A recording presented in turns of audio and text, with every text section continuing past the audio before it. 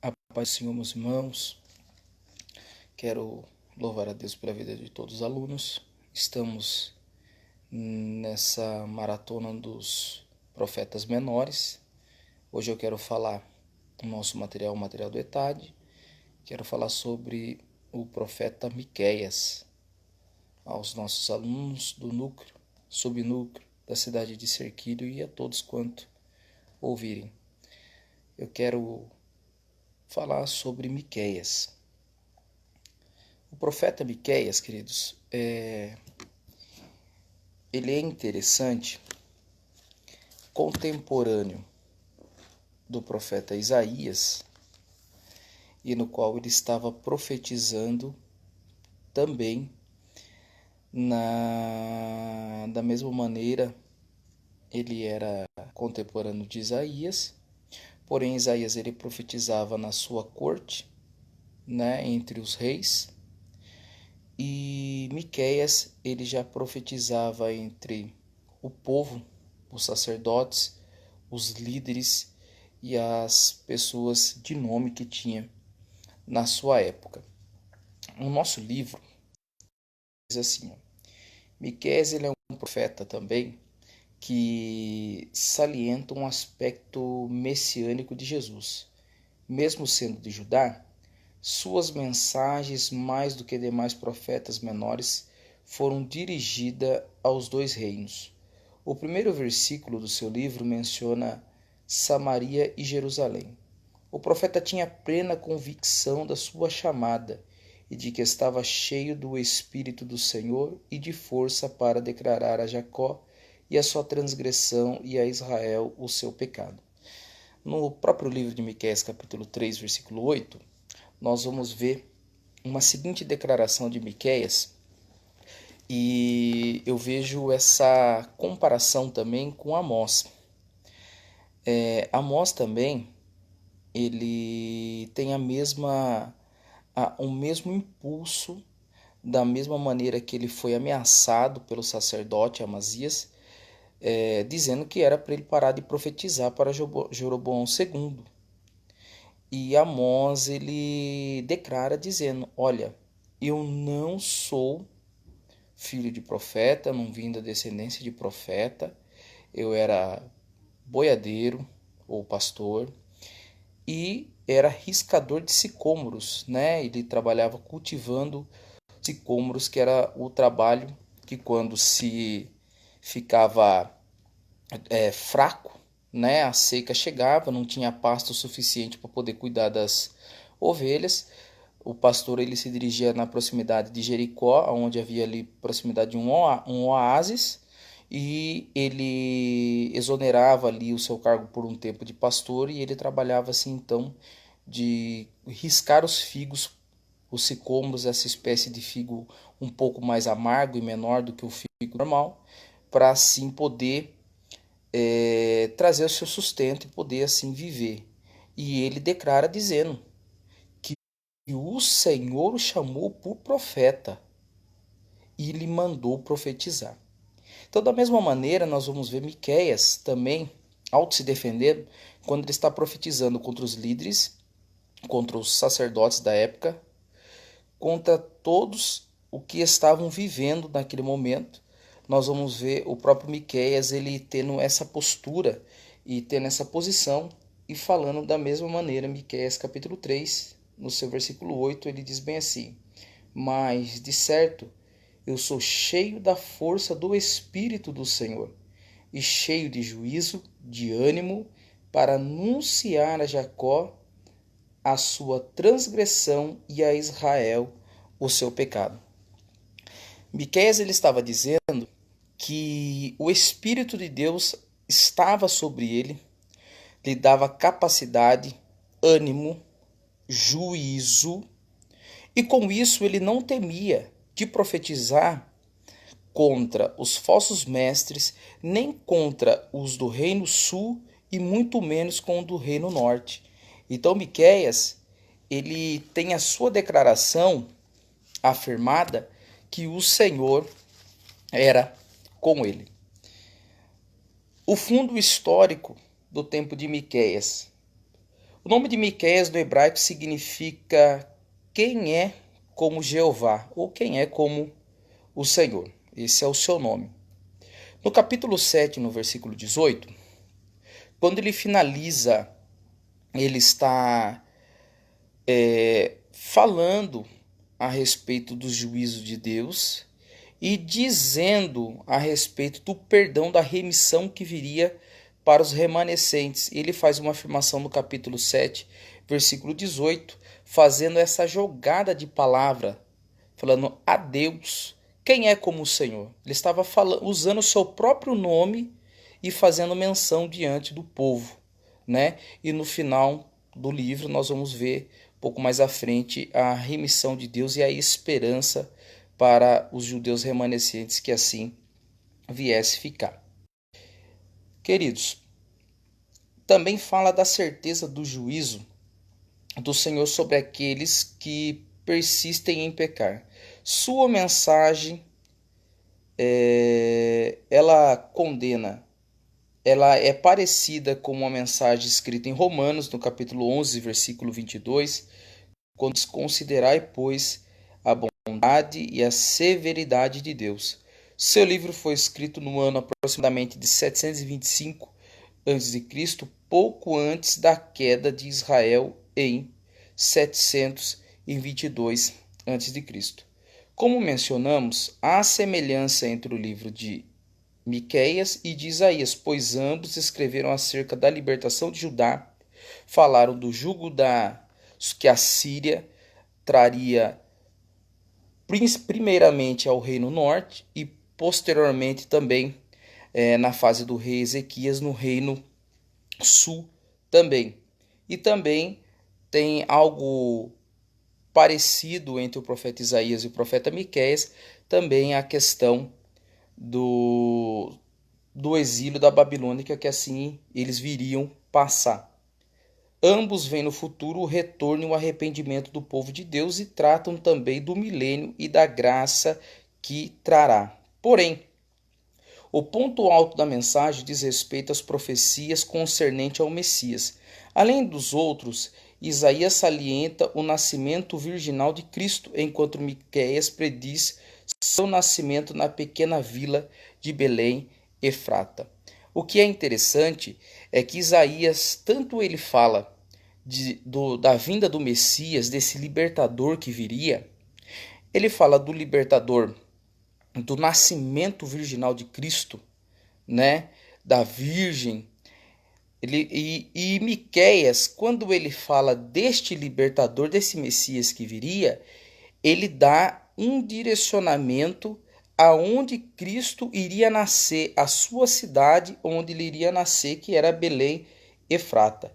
O que é interessante, os magos que foram ter com Jesus, eles eram na época conhecidos como os cientistas, os astrônomos, que eles examinavam assim as escrituras junto com a ciência da época. Para os escribas, os doutores da lei, os sacerdotes, eles tinham conhecimento pleno das profecias de Miqueias, que traz a respeito do nascimento do Messias, da sua localidade, que estava direcionada na região de Belém. Efrata significa uma cidade importante. Então, na região de Belém, que tem o seu significado Beit Helen, que é casa do pão.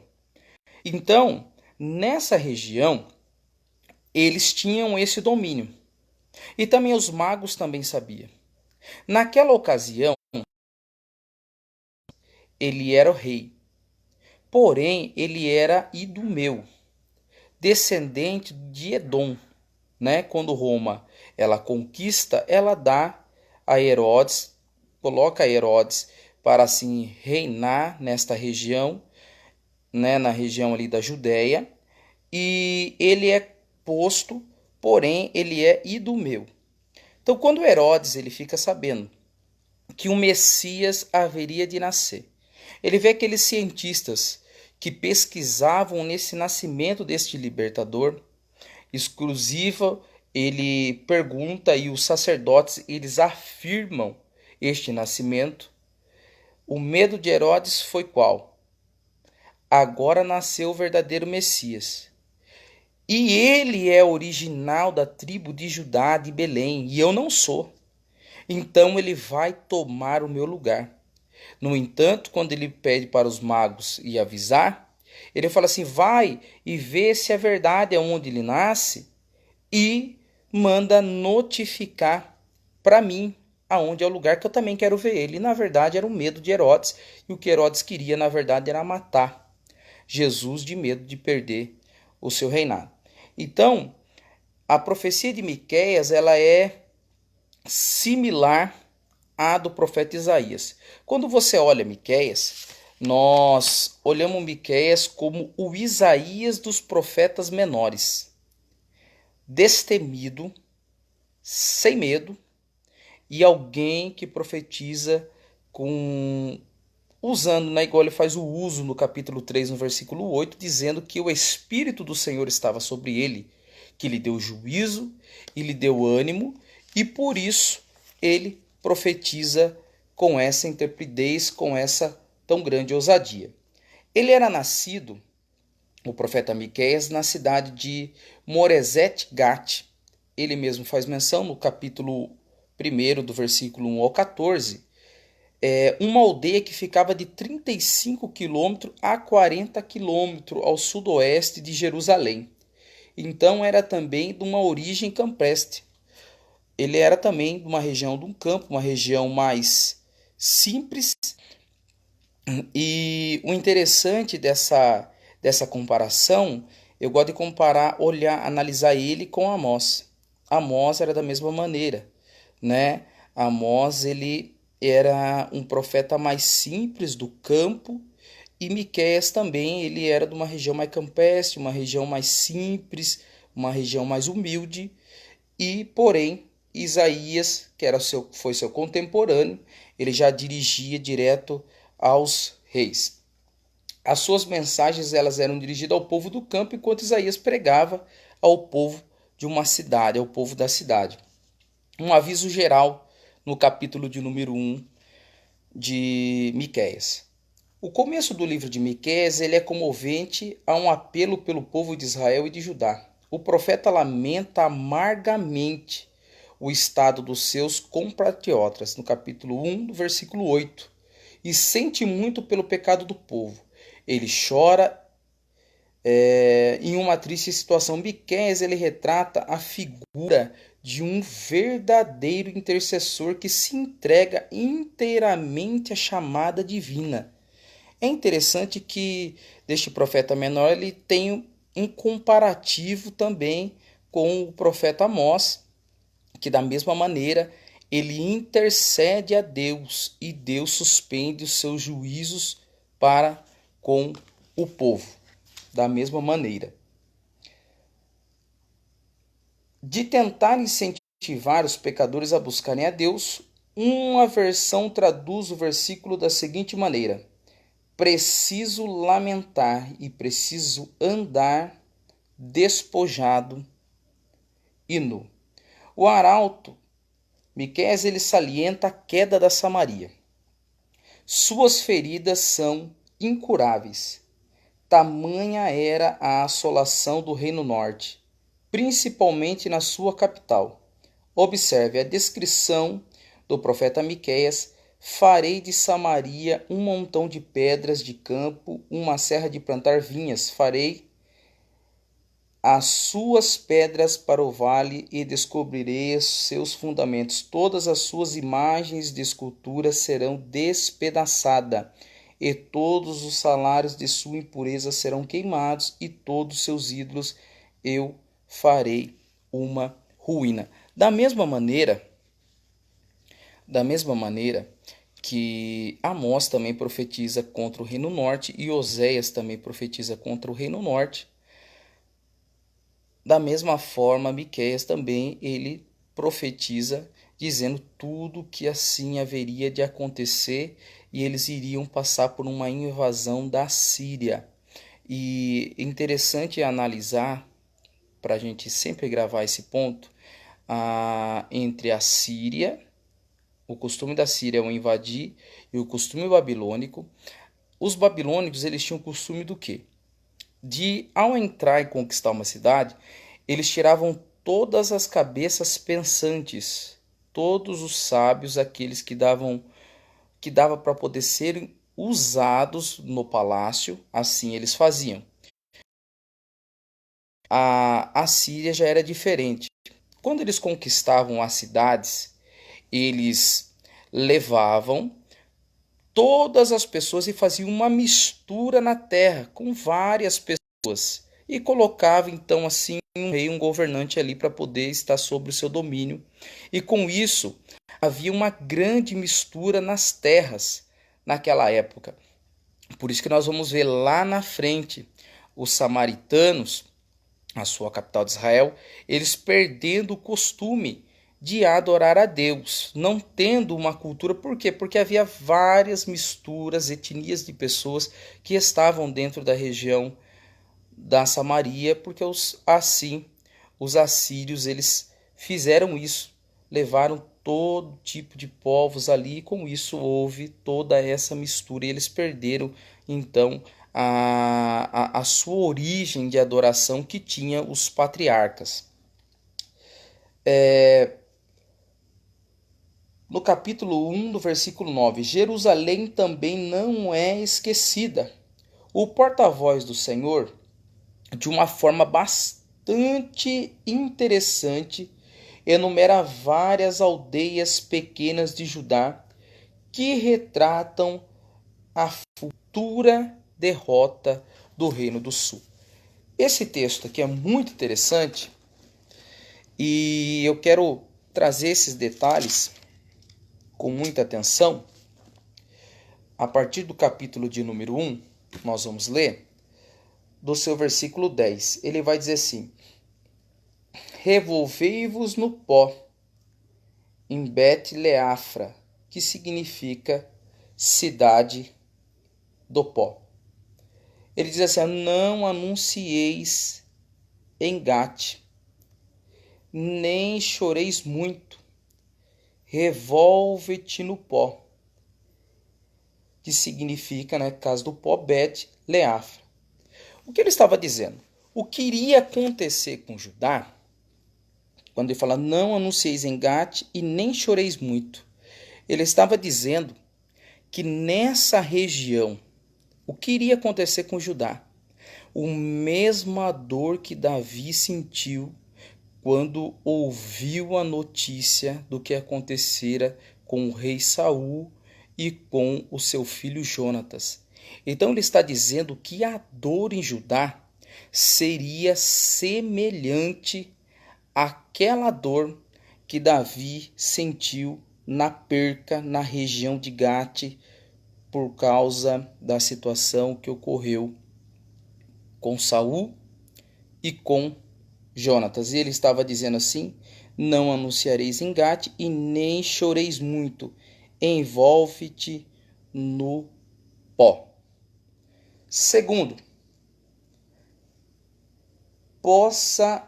passa a moradora de Safir, significa cidade de deleites, em vergonha e em nudez. No seu versículo 11 diz bem assim: passa, ó moradora de Safir, com nudez vergonhosa, e moradora de Zaanã não saiu, a pranto de Bet-Ezel, receberá de vós a sua morada.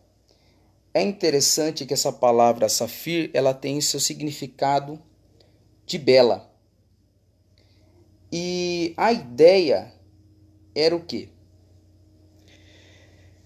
Era uma região, inclusive eles tinham como algo belo, algo bonito.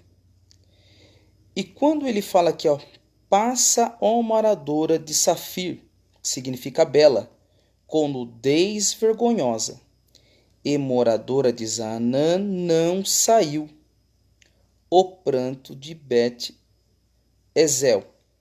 Era um grupo, um rebanho de ovelha que ficava nessa região, porém, elas ficavam livres e soltas. Eram umas ovelhas bonitas que elas tinham uma liberdade para poder andar nessa região sem problema nenhum. Porém, o profeta Miqueias ele estava profetizando, dizendo que a liberdade iria acabar, que nem a beleza iria influenciar algo, porém a sua liberdade totalmente restrita. Versículo 12. Porque a moradora de Marote teve dor pelo bem, porque desceu do Senhor o mal até a porta de Jerusalém. É interessante que a palavra Merote significa cidade da amargura. Miqueias ele estava dizendo assim: Jerusalém ela tem o seu significado de cidade de paz. E Miqueias estava profetizando que naquele dia a cidade de paz não se chamaria mais cidade de paz. A situação seria de uma cidade total de amargura. Era isso que iria acontecer com Judá naqueles dias, quando o Senhor ia fazer o seu juízo. No versículo de número 12, no versículo de número 13, ele diz assim: Ata os animais ligeiros ao carro, ó moradora de Laquis. Esta foi o princípio do pecado para a filha de Sião, porque em ti se acharam a transgressão de Israel. Esse daqui também é muito interessante o seu significado. Ata os corcéis ao carro, a moradora de Laquis, cidade de cavalo. Era uma cidade famosa e era uma fortaleza para Jerusalém, Laquis. Era um lugar aonde eles tiveram o seu primeiro culto a Baal. Por mais que ela era bela, por mais que ela era bonita, a cidade de Laquis era uma fortaleza. Porém, foi um dos primeiros palcos da idolatria a Baal. Por isso que ele está dizendo: ata os animais ligeiros ao carro, ó moradora de Laquis. Esta foi o princípio do pecado para a filha de Sião, porque em ti se acharam as transgressões de Israel. Então, Miqueias ele estava profetizando, dizendo que desta cidade foi a primeira cidade a atribuir o culto assim então a Baal. Versículo 14. Por isso darás presente a Moresete Gate. As casas de Acazibe serão uma mentira para os reis de Israel. Quando ele fala aqui da sua própria cidade, ele estava se referindo a Moresete Gate, da sua própria cidade de nascimento. Havia um costume naquela época, o costume da despedida, né? As pessoas procuravam assim, então se despedirem das pessoas da sua cidade natal. Sabe o que Miqueias ele estava profetizando? Vai chegar dias, ó Judá, e assim como o costume quando eu saí da minha cidade para profetizar despediram de mim, da mesma maneira irá acontecer com vocês. Já pode se preparar para despedir, porque vocês serão levados para uma outra terra. Esse é o peso da profecia. E é interessante no versículo de número 15, ele diz assim: ainda te trarei um herdeiro, ó moradora de Maresa, que é o mesmo significado de Moresete, e chegará até Adulão a glória do Senhor, que significa a cidade de posse. E no versículo 16 ele diz: faze-te calva e tosquia-te por causa dos filhos das tuas delícias, alarga a tua cauva como a águia, porque de ti foram levados para cativeiro. O que ele está falando? Miqueias ele estava profetizando, dizendo, falando justamente no versículo 16, dizendo, faz de tua calva e tosquia-te. Ele estava resumindo o juízo que haveria sobre Judá, o costume de luto que eles tinham da época. Quando eles guardavam luto, eles raspavam a sua cabeça. Esse era um maior sinal de luto que eles tinham naquele momento. Então ele estava dizendo, ó Judá, pode já colocar veste de luto, pode raspar a cabeça, porque tudo isso irá acontecer por vós. Então ele resume, ele finaliza o capítulo de número 1, fechando o castigo de Judá, dizendo que viria o luto, o pranto sobre a cidade de Judá. No capítulo de número 2, nós vamos falar, ele vai dizer bem assim, o aviso aos gananciosos e os falsos profetas que haviam naquela época. O brado de Miqueias agora era como aquele que maquina um mal. A luz, a alva, a praticam. A ambição e a ganância eram seus deuses e viviam oprimindo os outros, buscando tudo para si próprio. Deus anuncia que as coisas vão mudar e que estes que agem violentamente serão punidos e humilhados. Lembrando, queridos, que este profeta, ele profetizou no ano 725 a 722 a.C. e profetizou no momento de 3 reis importantes, Joatão, Acás e o próprio rei Ezequias. Profetiza para o reino sul, né, para Judá, e também tem palavras que, assim já dissemos, de juízo também para o reino norte, para a região da Samaria. E olha só, esse juízo que ele está dizendo que irá acontecer com os falsos profetas. No capítulo 2,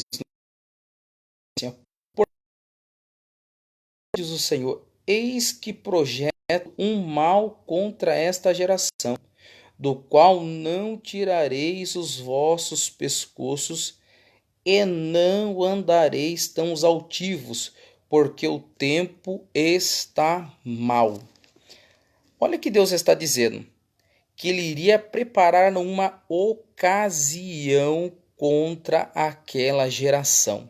Quando fala do olhos altivos, acredito que os alunos, muitos já ouviram e já viram o que é o olho altivo e até conhecem, é a pessoa que ela anda, né? Ela tem aquele olhar de cima para baixo, menosprezando aquele que é menor. Então Judá, eles se achavam de uma maneira que se achavam mais do que as pessoas mais pobres, menosprezavam-os, e eles olhavam dessa maneira com um olho totalmente altivo, mas Deus estava dizendo a eles, olha, te prepara. Os falsos profetas e todos aqueles que se levantavam contra Deus e estavam assim, então desobedecendo, Deus estava dizendo bem assim, olha, eis que projeto o mal contra esta geração, do qual não tirareis os vossos pescoços, e não andarei tão altivos, porque o tempo está mau. Então, eles sofreram, assim, queridos, esta consequência, este povo. Estes profetas, eles estavam iludindo o povo e eram seguidores da vaidade, do vento da mentira. Falavam de coisas temporais e materiais, vinhos e bebidas fortes. Eles eram oradores principais de Israel. Ao invés de atentarem para a mensagem dos verdadeiros profetas daquele dia, Isaías e Miqueias, os filhos de Israel prefeririam ouvir mensagens mentirosas dos falsos profetas. Nesta época que eles estavam vivendo, que Miqueias ele estava profetizando, eles estavam acreditando, veja bem, dois grandes profetas de peso. Quando nós falamos de Isaías, falar de Isaías é falar do Messias. É olhar para o escrito do profeta Isaías e imaginar o quê? Imaginar que ele profetiza o nascimento de Jesus, que ele profetiza o sofrimento de Cristo, que ele fala desta vinda de Cristo, ele fala da morte de Cristo na cruz do Calvário, ele fala do plano de Deus para o reino milenar, para os remanescentes, para os judeus. Então, quando você olha para Isaías, você vê esse peso. Isaías ele começa a profetizar com uma grande influência. Ele tinha o total apoio do palácio do seu primo Uzias. Porém, quando Uzias morre, começa-se então o verdadeiro ministério profético de Isaías, no qual ele estava totalmente dependendo de Deus para assinar o seu ministério. Porém, Miqueias também ele é tido como o Isaías dos profetas menores, uma palavra forte, uma palavra direcionada contra os falsos profetas da época, direcionada ao povo do campo.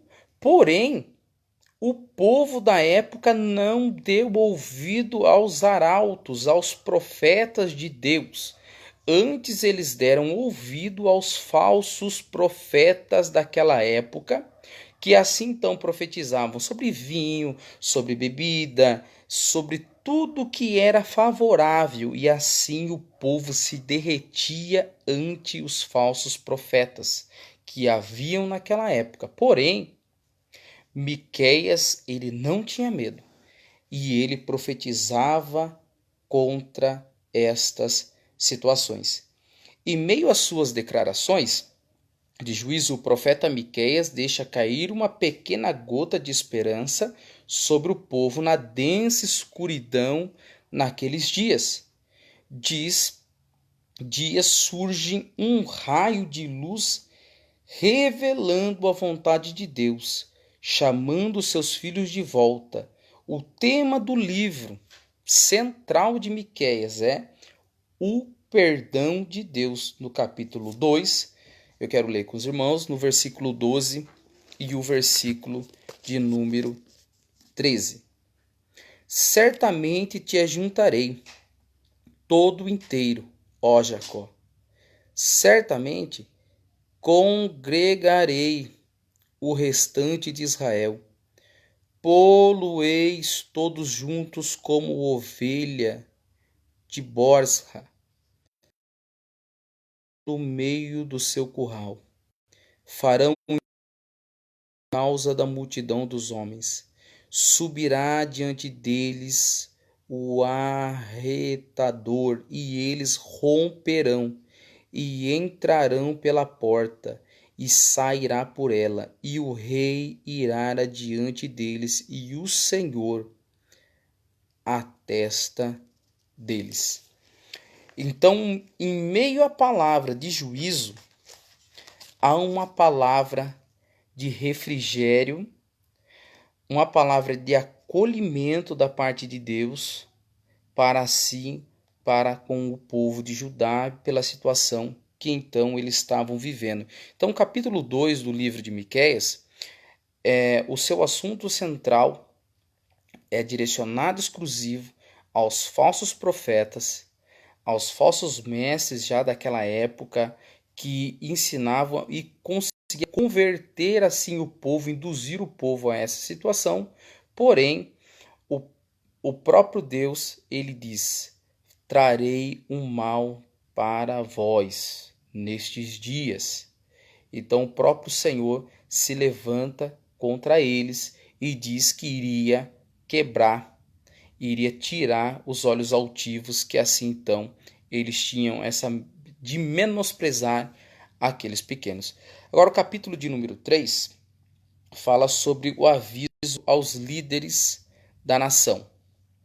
Miqueias agora ele passa a falar aos principais de Jacó e aos chefes da casa de Israel. No capítulo 3, no versículo de número 1, também inclui os sacerdotes e outra vez os falsos profetas também. As acusações contra eles são: aborreceis o bem e amais ao mal. Todos andam enganando e confundindo, dormindo pela a perversidade. Eu acho interessante aqui no capítulo de número 3, principalmente entre o versículo 1 e versículo de número 2, ele diz bem assim: Mas disse eu, ouve agora, vós chefes de Jacó, e vós príncipes da casa de Israel. Não é vós que pertence saber o direito? A vós que aborreceis o bem e amais o mal, que arrancais a pele de cima deles e a sua carne de cima dos seus ossos, e que comeis a carne do meu povo e lhes arrancais a pele, e esmiuça os ossos e espantai para a panela como carne no meio de um caldeirão. Então clamarão ao Senhor e não os ouvirá, antes esconderá deles a sua face naquele tempo, visto que eles fizeram mal nas suas obras. Então, queridos, no capítulo 3 ele está falando justamente aos líderes, aos falsos profetas, todos quanto que assim comandavam o povo na época, que tomavam sim juízo, e Deus está falando exclusivamente pela vida do profeta sobre essas situações que eles estavam vivendo. E o centro aqui, o ponto-chave é que eles amavam o mal e aborreciam o bem. Eles preferiam gostar das coisas ruins e desprezar a lei e a vontade de Deus. Era essa forma e maneira que então assim eles viviam. E no capítulo 3 e no seu versículo de número 8, ele diz bem assim, no versículo 7, é mais interessante dizer assim: os videntes se envergonharão e os adivinhadores se confundirão. Sim, todos eles cobrirão os seus lábios, porque não haverá resposta de Deus. Sabe o que Miqueias estava profetizando?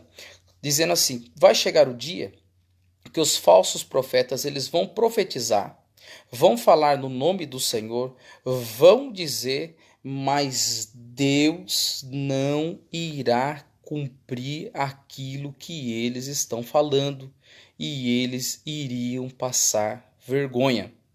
Porém, quando ele termina de falar isso, no seu versículo de número 8, em meio a tanta corrupção que estava vivendo, em meio a ele decretando este juízo de Deus contra os líderes, ele toma a dianteira e assume seu ministério profético. Isso que eu acho muito interessante, muito lindo, do livro de Miqueias, quando ele diz com essa convicção no seu versículo de número 8: mas de certo, eu sou cheio da força do Espírito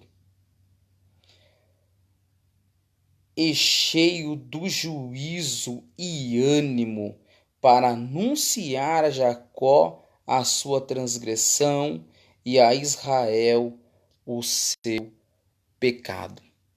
Então, queridos, ele não teme. Ele não teme profetizar diante de todas essas situações, porque ele tem um ânimo, ele é cheio do Espírito Santo, ele tem a autoridade de Deus em meio à situação caótica que estava vivendo o Reino Sul.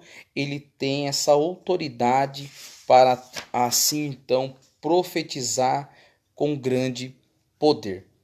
No seu versículo final, do capítulo 3, no capítulo de número 12, ele diz bem assim: portanto, por causa de vós, Sião será lavrado como um campo, e Jerusalém se tornará em montões de pedras, e o monte desta casa em lugar altos em um bosque.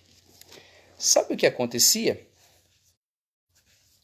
Sião, Jerusalém.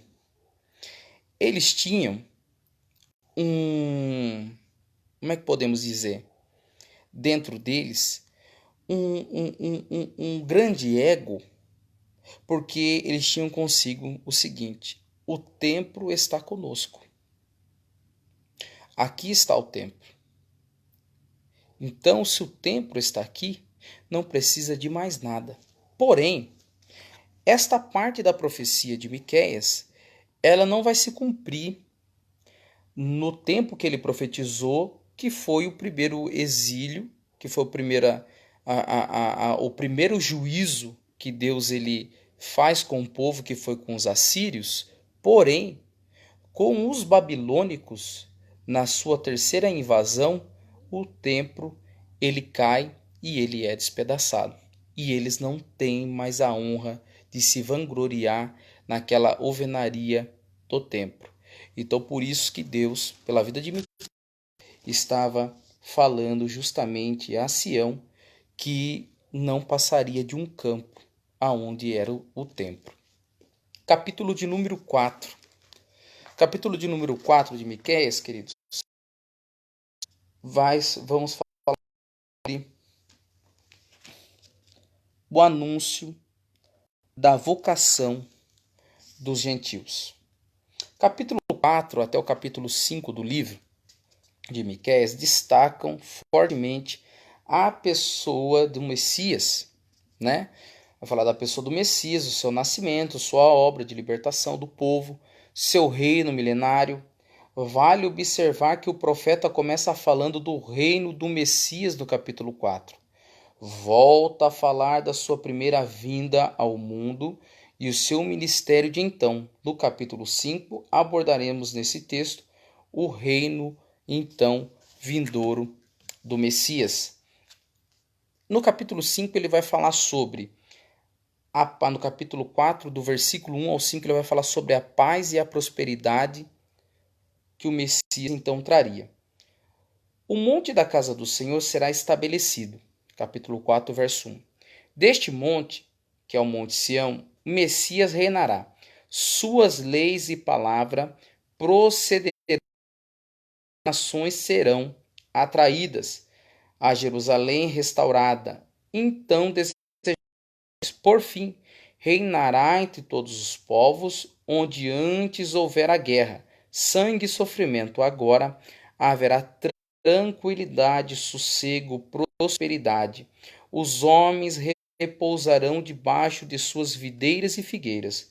O Senhor estará no seu trono na terra, e ninguém espantará ou vai ameaçar o seu próximo, pois o ambiente será de plena justiça e de total harmonia entre os homens. Do capítulo de número 4, do versículo 1 ao 5, ele está se referindo ao reino milenar. E ele está dizendo que este reino será um reino de paz e um reino de prosperidade.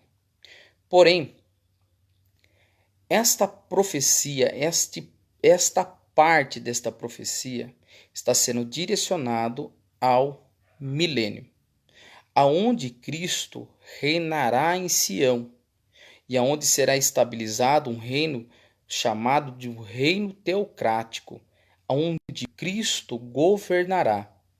Ali não haverá guerra, ali não haverá miséria. Então, tanto o profeta Isaías ele profetiza sobre o milênio, e também Miqueias ele fala também sobre a fase do milênio. Pois, por ser o nosso curso do ETAD, é um curso das Assembleias de Deus, né? Por ser um curso da Assembleia de Deus, a visão da Assembleia de Deus e a visão do livro, do material, né? A nossa visão. Acredita-se no arrebatamento da igreja. Cristo arrebatará a sua igreja, o Espírito Santo, como amigo do noivo, ele entregará aos ares, num abrir e fechar de olhos, a igreja será transladada, transformada, terá o corpo glorificado e estará com Cristo por 7 anos, 3 anos e meio, acreditamos assim então, de bordas do Cordeiro e 3 anos e meio do grande tribunal de Cristo, aonde a igreja receberá o seu galardão. Nessa fase, aqui na terra estará passando por 3 anos e meio de falsa paz e 3 anos e meio de grande tribulação. Ao se cumprir estes 7 anos, Cristo, ele descerá com a igreja, aonde o anticristo ele estará se levantando, dizendo que ele é o Messias, que haveria de vir, fazendo uma aliança de paz com os judeus, e com isso Cristo descerá, e assim que se cumpre a visão do profeta Daniel, que uma pedra sem auxílio de mãos ela bate no pé da estátua e se divide, e assim então este reino que será findado é um reino que é o reino eterno. E a igreja com Cristo regerá as nações. E nessa fase, Satanás ele será preso por 1000 anos, e assim então é instituído o período milenar, a fase do milênio. No capítulo 6, capítulo 4, versículo 6 e versículo 8, vai falar sobre o poder do Messias. Não somente a prosperidade continuamente, mas também o poder. O Senhor fará o seu povo uma nação poderosa nos dias do rei Davi e do rei Salomão. Israel foi uma nação poderosa. Na época dos profetas, do povo de Deus, achava-se fraco, sem ânimo, que antes o marcou. Os filisteus e os edomitas, os egípcios e outros povos perturbavam a Israel quase permanentemente. Os judeus tinham poucos recursos e esperanças também para lutar, para se defender contra os inimigos. Isso era um infeliz resultado pela desobediência que eles tinham com Deus e uma consequência final dessa rebeldia. Foi mais tarde a dispersão dos filhos de Israel. Miqueias, contudo, queridos, ele informa que uma parte dos que foram levados da sua terra lhe será escolhida para formar a poderosa nação, cujo rei é o Messias, e os que cambaleam, ou seja, quase que estão com os pés feridos de tanto marchar para o cativeiro, serão chamados de volta para Sião e farão parte do novo glorioso reino de Cristo. A expressão do versículo 8, torre do rebanho, ou monte do filho de Sião, ou o rei ou a filha de Jerusalém, tem a ver com um reino restaurado da casa de Davi, ou o reino do Messias. O primeiro domínio do mesmo versículo é uma referência ao reino de Davi, que dessa vez virá cheio de glória, fulgor e poder, pois Cristo será o rei. Quando se fala no versículo 8 da torre do rebanho, lá em Judá tinha na época as torres que os pastores usavam para assim então enxergar o seu rebanho e ter a distância. Ele está simbolizando, se referindo à questão aqui do reino milenar, que será Cristo como o sumo pastor na fase do milênio, aonde ele virá a todos. Porém, parte desta profecia, ele fala também do retorno a Sião. Então ela é um pulso escatológico futuro messiânico também, e ela tem a sua parte de um cumprimento que haveria de acontecer ali após este retorno de todos aqueles que entraram futuramente depois no exílio babilônico. Isso ele está profetizando, e ainda as duas formas que ele está profetizando, o próprio Miqueias ele não viria.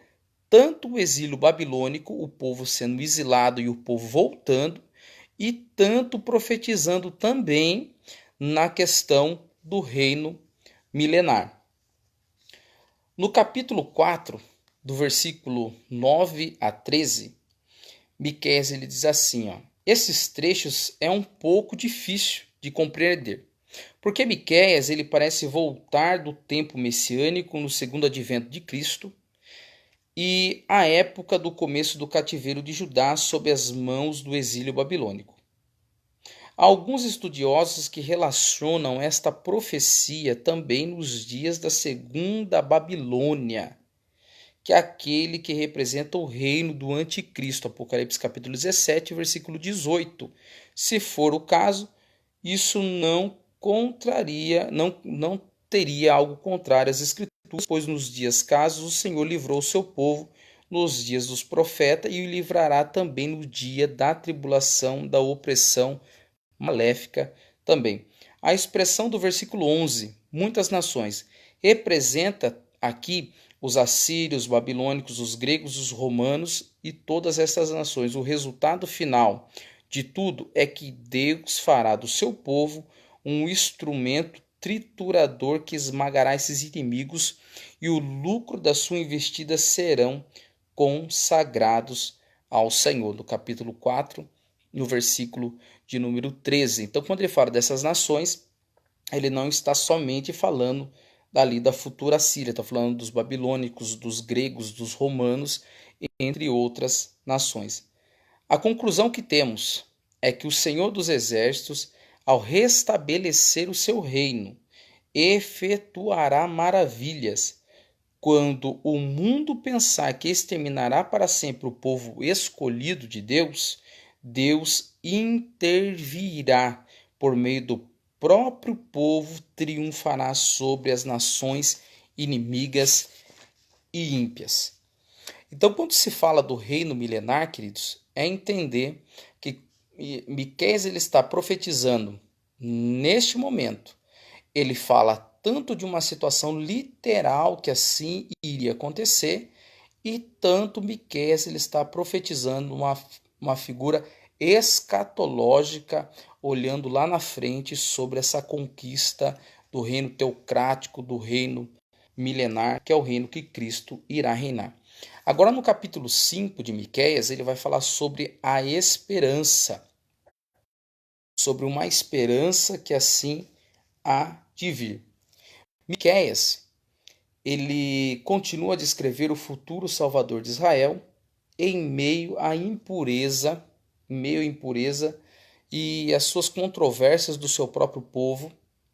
O profeta declara que há esperança para o pecador judeu e gentil na pessoa do Filho de Deus. Os fatos, outra vez, não seguem o curso cronológico. No entanto, as profecias são verídicas e a ordem dos eventos não diminui a sua importância e o poder, da edificação para nós, independentemente. A nossa paz. No capítulo 5 de Miqueias, do versículo de número 1 ao versículo de número 5, eu quero ler, irmãos, olha só o que vai dizer.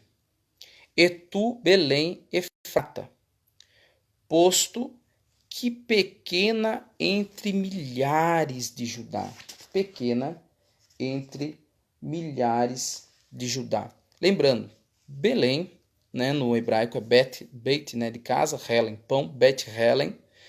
Efrata tem o seu significado de uma vila em uma região conhecida. Então, quando fala Efrata, está se referindo a uma vila em uma região conhecida. Então, e tu, Belém, Efrata, posto que pequena entre milhares de Judá, de ti me sairá o que será Senhor em Israel, e cujas origens são desde os tempos antigos, desde os dias da eternidade.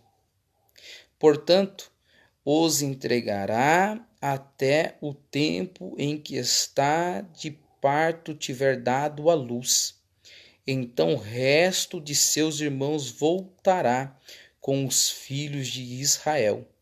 E ele permanecerá e apacentará o povo na força do Senhor, na excelência do nome do Senhor, seu Deus, e eles permanecerão, porque agora será de engrandecido até os fins da terra. E este será a nossa paz. Quando a Síria vier à nossa terra, quando passar sobre os palácios, levantemos contra ela 7 pastores e 8 príncipes dentre os homens. Então esta profecia é uma profecia que ela, podemos assim dizer, é uma profecia GPS. Como assim, professor, uma profecia GPS? É a profecia que está traçando a rota do GPS do nascimento do Messias, aonde ele haveria de nascer. Totalmente traçando a rota, ele irá nascer em Belém, na casa do pão. Totalmente direcionado, uma rota direcionada, sem erro e sem falha. Totalmente direcionada essa rota do nascimento de Cristo Jesus.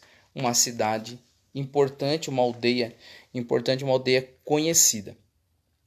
No capítulo 5, do versículo 5, versículo 6, diz assim, ó, o assunto do Messias como pacificador continua nos versículos seguintes.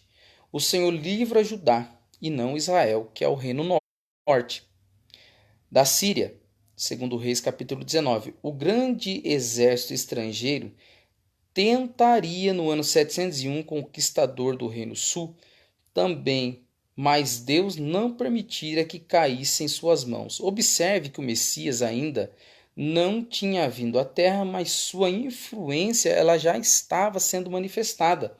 Este, no entanto, tem um significado duplo, pois uma outra Síria virá nos últimos tempos contra Israel, mas também será derrotada. O próprio Messias será, desta vez, o libertador pessoal do seu povo. A referência a 7 pastores e 8 príncipes diz respeito aos líderes religiosos e governantes que o Senhor usará nesses dias para efetuar a sua vitória, e os números são simbólicos, tá?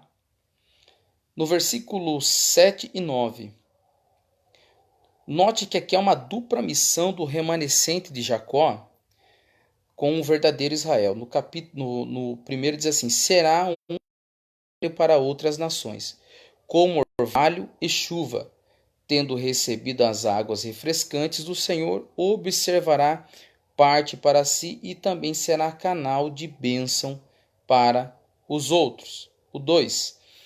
A segunda missão do povo restaurado será de caráter punitivo na força do Senhor dos Exércitos. Sairão como um leão entre as ovelhas para derrubar e conquistar. Não haverá nação que possa resistir a Israel ou que possa enfrentar e se defender. Será uma nação de fato poderosa. Seus inimigos serão dominados sem quer os livre, pois não tem Deus. Alguns comentaristas afirmam que o leão neste versículo é Judá ou Macabeus. Pode ser, mas a interpretação mais provável é que o leão seja o próprio Israel restaurado, que por sua vez submete-se voluntariamente ao leão de Judá. Ainda a parte desta profecia tenha se cumprido nos dias de Macabeus, o seu pleno cumprimento terá lugar nos dias do segundo advento na terra. Ou seja, por mais que cumpriu-se partes já ali, em partes na época dos Macabeus, há de se cumprir toda essa questão no período do milênio. Porque Satanás, quando ele for solto, ele vai convencer alguns que ficaram das nações para se levantar contra o reino. E quando eles foram se levantar, a Bíblia diz que saraivas do céu caem sobre eles e morrem, como se, a quantidade deles é como se fosse a areia do mar. Então nós vamos ver a grande força do reino de Cristo na fase do milênio, e o povo que se levanta, que se associa com as influências de Satanás, não tendo força contra este exército. Então Miqueias aqui, queridos, ele está profetizando, falando da fase do milênio, tanto para as situações do seu momento que haveria de acontecer, deste Messias, deste libertador, até comparando Judá Macabeus como um libertador da época, como um vencedor, e também aponta a fase milenar também de Cristo. Do versículo 10 ao versículo 15 do capítulo de número 5, o sermão à idolatria. O verbo principal dessa passagem é eliminar naquele dia.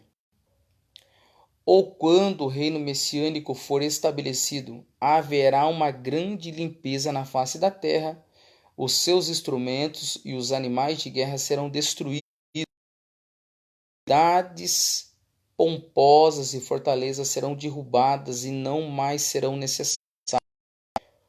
Com o Senhor presente no meio do seu povo, armas, cidades, fortalezas humanas se tornarão supérfluos e totalmente inúteis.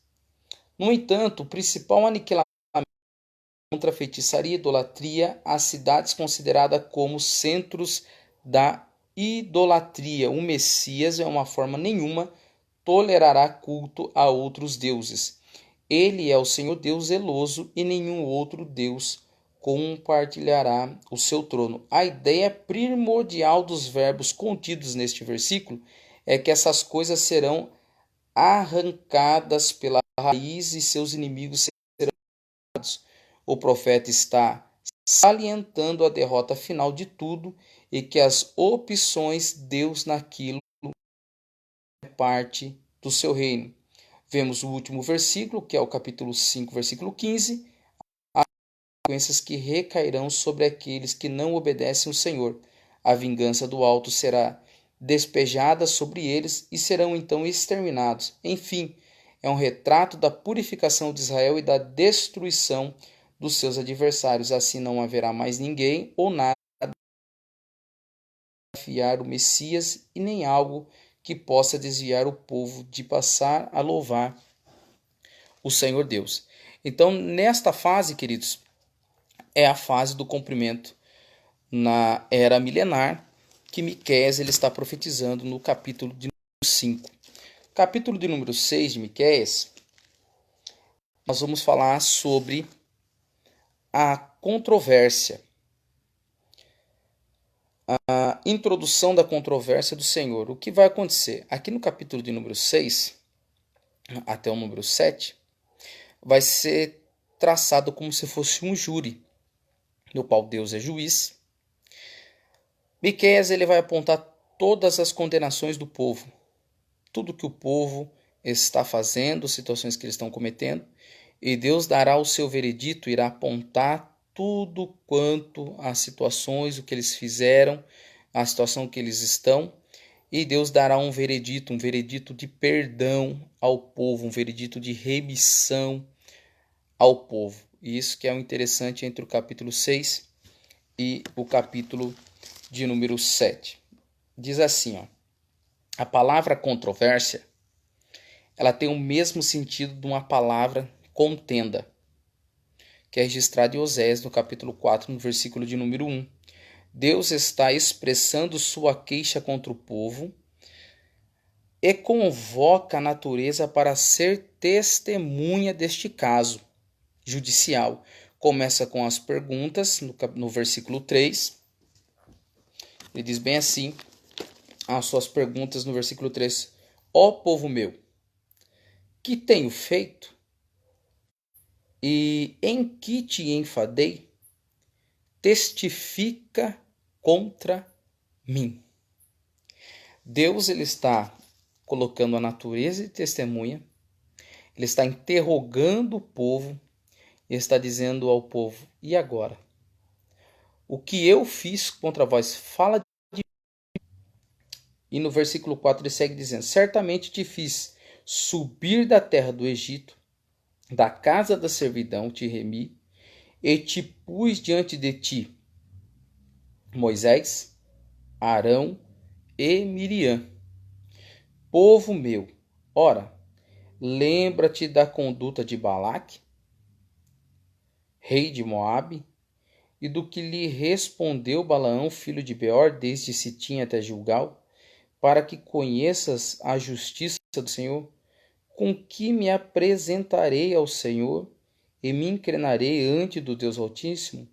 Virei perante ele com holocausto com bezerros de um ano? Agrada-se, ó Senhor, de milhares de carneiros, de 10.000 ribeiros de azeite? Darei o meu primogênito pela minha transgressão? A resposta do povo, Miqueias estava dizendo, que quando Deus ele interroga o povo ele se vira ao Senhor, e ele se vira ao Senhor dizendo assim: Senhor, não tem problema, a gente dá a oferta da maneira que a gente pode, a gente mata animais, a gente faz de tudo que tem que fazer. Porém, eles chegaram ao ponto de querer oferecer os seus próprios filhos primogênitos para a remissão dos seus pecados. Olha a situação que o povo de Judá, do Reino Sul, estava vivendo. E Deus diz assim, ó, e declarou,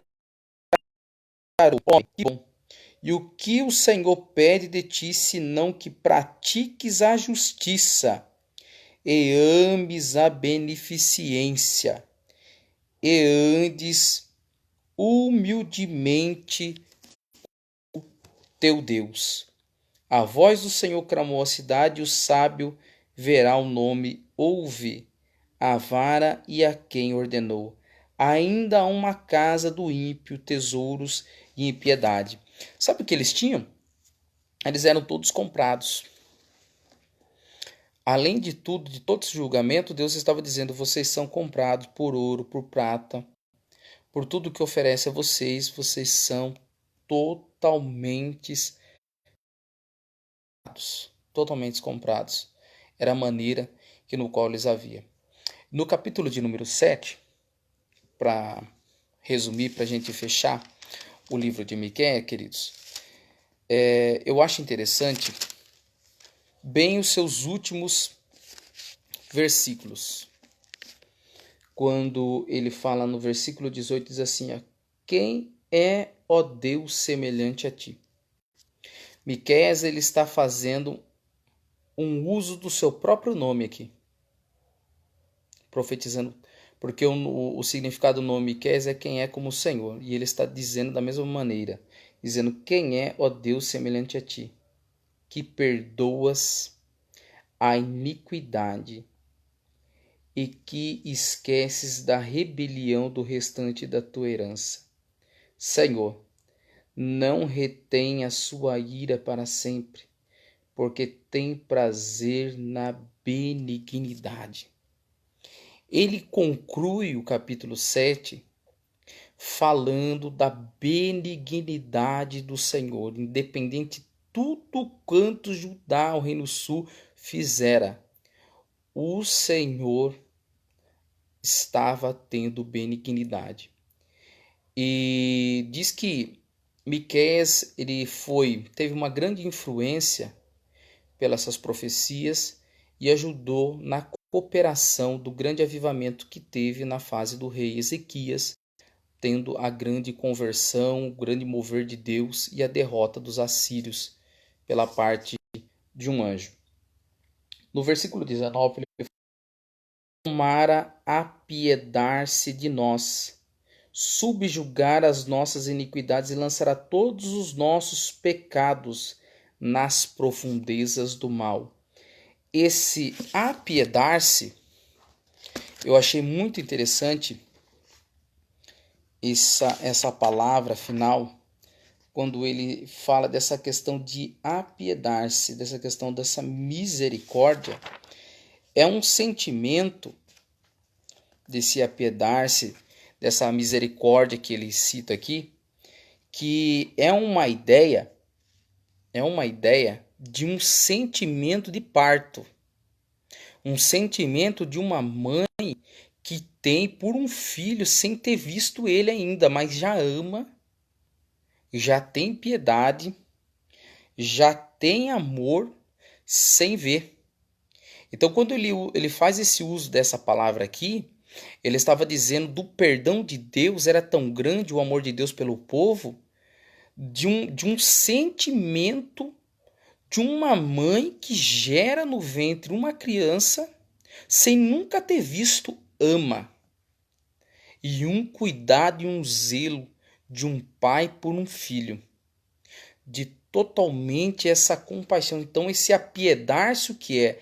É um amor que está interno. É um sentimento que estava interno. E era a maneira que Miqueias estava profetizando e estava dizendo que Deus, ele ama nessa forma e nessa maneira, este amor magnífico de Deus pelo povo de Judá, pelo povo do Reino Sul. Um sentimento de uma mãe, nunca vi. Está gerando, está introduzido dentro, porém o Senhor ama Judá. E a resposta desse amor é que o Senhor lançará todos os nossos pecados nas profundezas do mar e dará a Jacó a fidelidade de Abraão e a benignidade que juraste aos nossos pais desde os tempos antigos. Então ele conclui o seu livro falando do grande amor de Deus, e por isso que este livro ele retrata do perdão de Deus, que independente a todos os juízos direcionados a Judá, ele traz esta palavra de perdão, este amor, este perdão que é gerado no interior de Deus, pelo povo e pela humanidade.